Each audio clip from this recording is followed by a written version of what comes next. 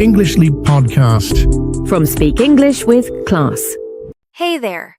Welcome back to the English Frequency. Your English podcast for daily life English and real conversations. Yeah, this is your place to practice easy English, real talk, and calm listening.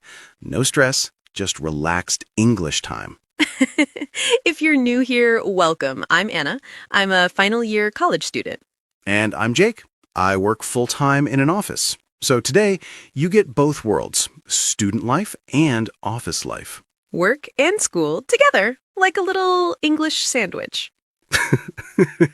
Exactly. A daily life sandwich.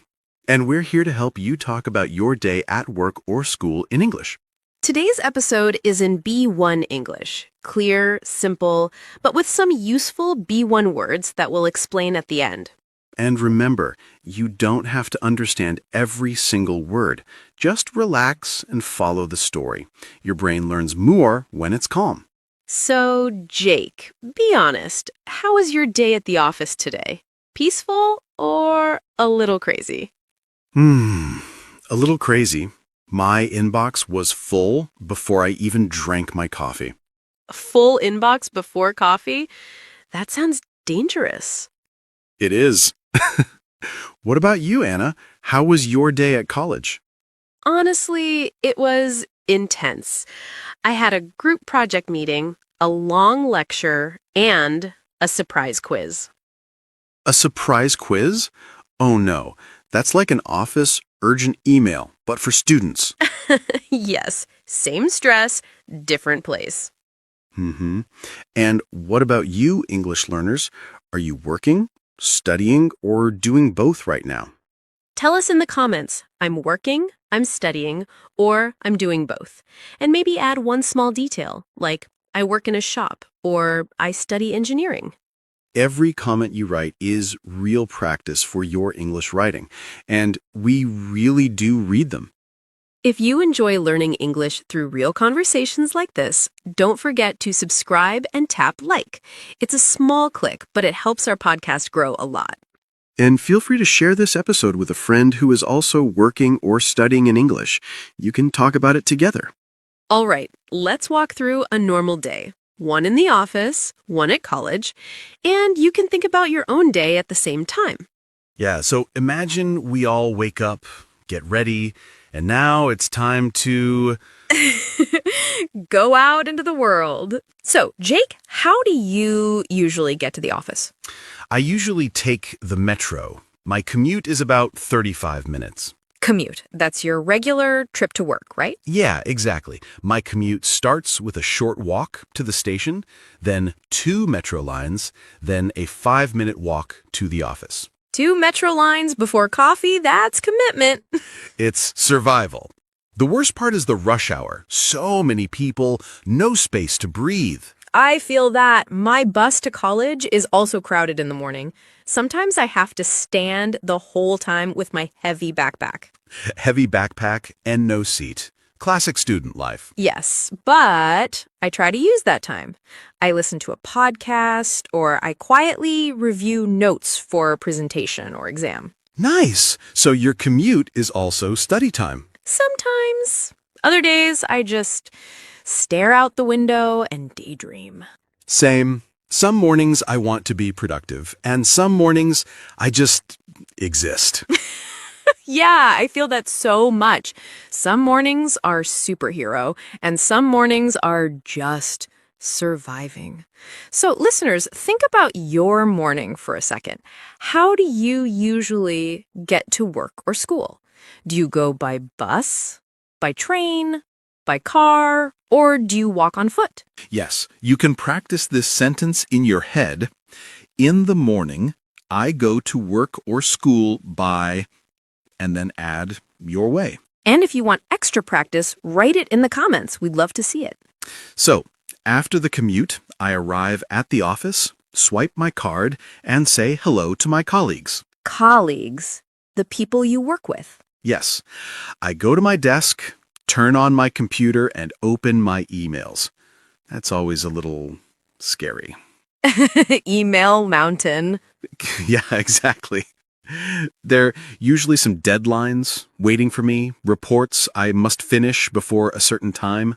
Deadlines and surprise quizzes should be in the same family. True. What about you, Anna? What are your first hours at college like? So I usually go straight to my first class. I sit near the front because if I sit at the back, I get distracted easily. Distracted. Your brain goes everywhere except the lesson. Yes. My mind starts thinking about lunch, or my phone, or my future, or a song stuck in my head. Relatable. In the office, I also fight with distractions. Phone messages, chat notifications, people walking around. In class, the teacher starts with announcements. Assignments, exams, small changes. Sometimes my brain hears new assignment and just goes, no. Same feeling when my manager says, new project. Then we usually take notes, listen to the lecture, sometimes have a short discussion with classmates. If I know I've got a presentation coming, my stomach feels a little tight. That nervous feeling. I get it before I have to speak in a meeting. Yeah, I know that feeling too, Jake. Your heart beats faster, right? And listeners, maybe you recognize that feeling as well when you have to speak in front of people, in English or in your own language. It's completely normal and very human. You're not alone. Many people at work and at school feel nervous before they speak. Okay, let's move to the middle of the day. The best part, lunch. Yes, lunch is like a small holiday in the middle of the day. Where do you usually eat? We have a cafeteria in our building. Cafeteria, a simple restaurant in a school or office. Right. The food is okay. Not amazing, not terrible. Some days I bring food from home because it's cheaper and healthier. Same. At college, sometimes I eat in the student cafeteria with my friends, and sometimes I bring a lunchbox from home. What's your favorite simple lunch? Probably rice with vegetables and chicken. Or a big sandwich when I'm stressed. Stress sandwich. I know that one. Lunchtime is also social time for me. We talk about classes, teachers, projects, sometimes just silly things that make us laugh. For me too. I sit with a few colleagues. We talk about work a little, but also about movies, family, or weekend plans. It's a nice reset for my brain. That human time is important. Even a short, friendly conversation can make the whole day feel lighter. I feel the same, Anna. Just a few kind words can change the whole mood of the day. And what about you, listeners? Do you usually eat alone, or do you eat with other people? You can practice this sentence. At lunch, I usually eat with, and then add your own answer. Yeah, maybe with colleagues, classmates, family, or just with your favorite YouTuber on the screen. If you eat while watching English Leap podcast, we are your lunch friends. That's actually kind of cute. After lunch, I often feel a little sleepy. My body wants a nap, but my calendar wants a meeting. Sleepy body, busy calendar, dangerous mix. Exactly. I usually have at least one meeting in the afternoon. We discuss projects, problems, and sometimes we plan tasks for the week. Do you have to talk a lot in those meetings? Sometimes, yes, especially when I give a small update or explain something I worked on. If my manager is there, I feel a little pressure to sound clear and professional. I feel something similar during group projects. In the afternoon, we often meet in the library to work on assignments. And how is that? Peaceful or chaotic? It depends on the group. Sometimes we're focused and organized. Sometimes we talk, joke, and realize 1 hour later that we did nothing. That's like some office meetings, too. And there's always at least one big deadline coming. Maybe a project report, maybe a presentation, maybe an exam. When I look at my calendar, I sometimes feel a bit overwhelmed. Overwhelmed. When you feel like there is too much to do, too many things at the same time. Exactly. But then I try to breathe, Write a small to-do list and just start with one simple step. That's a good trick. In the office, when I feel overwhelmed, I also break my tasks into smaller parts. Finish one email, then one report, then one slide. I really like that, Jake. Small steps. And listeners, maybe you feel that way too sometimes, at school, at work, or even at home. And if you do, please remember this. Many people feel the same way. You're not alone. And every little step still counts. Even a simple piece of homework or one finished task at work is progress. So after all the classes, group work, and surprise quizzes, I finally pack my bag and leave the campus. And after emails, meetings, and deadlines, I finally shut down my computer and leave the office. Close laptop, open outside world. Yes. On the way home, I usually feel a mix of exhausted and proud. Exhausted, very, very tired, right? Yeah, my brain feels a bit empty, but in a good way. Like, okay, we did enough today. For me, it depends on the day. Sometimes I feel proud because I did well in a presentation or finished an assignment. Sometimes I feel frustrated because I didn't understand something fully. Both feelings are normal. Not every day is a perfect day. And listeners, what about you? When you go home from work or school, how do you usually feel? Calm, tired, happy, stressed? Try the sentence in your head. After work or school, I usually feel, and put your own word there. And if you can, write that sentence in the comments. It's a great way to practice talking about your feelings in English. Okay, Jake, before we finish, let's talk about some useful words and phrases we used today.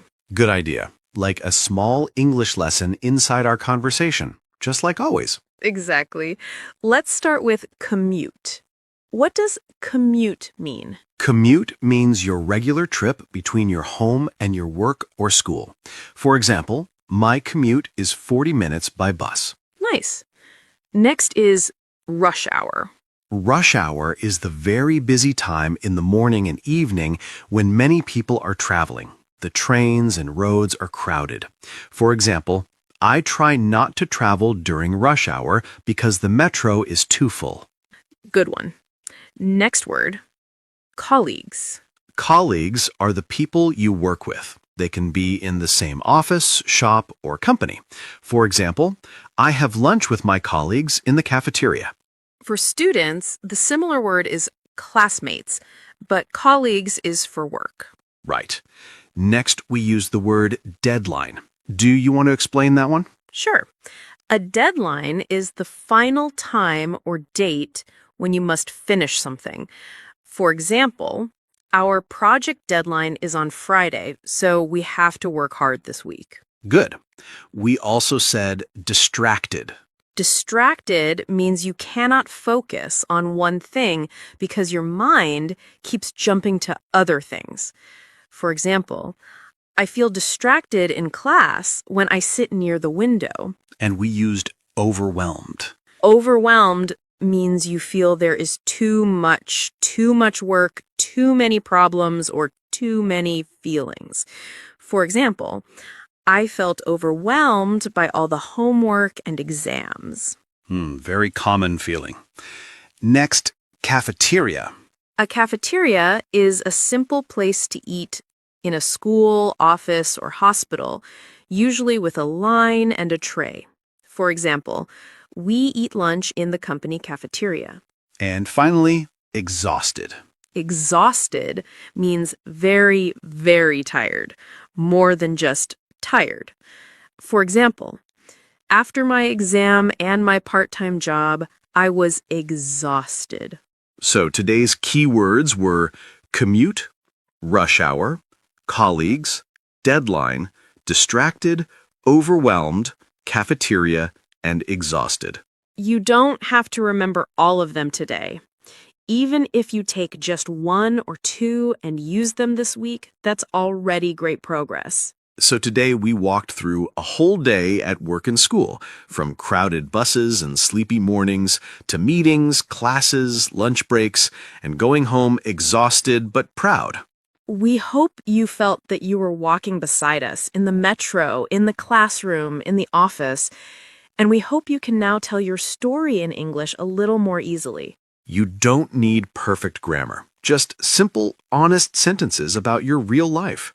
I love that, Jake. Simple and honest is enough. And listeners, here's our question of the day. What is one thing you usually do in the afternoon at work or school? You can write, in the afternoon, I usually, and then add your activity, like have a meeting, study in the library, feel sleepy, or talk with my friends. We will read your answers and we'll be very happy to see a little piece of your daily life. If this episode helped you, please give it a like, subscribe to the English Leap podcast, and share it with one friend who is also learning English. Thank you for spending this time with us. Your English journey is not a race, it's a daily walk, step by step. This is Anna, And this is Jake. and you've been listening to the English Leap podcast. Take care, keep practicing, and we'll talk to you in the next episode. Bye for now. Your progress doesn't end here. To continue advancing your English skills, click on the next video or explore the additional videos we've thoughtfully selected for you.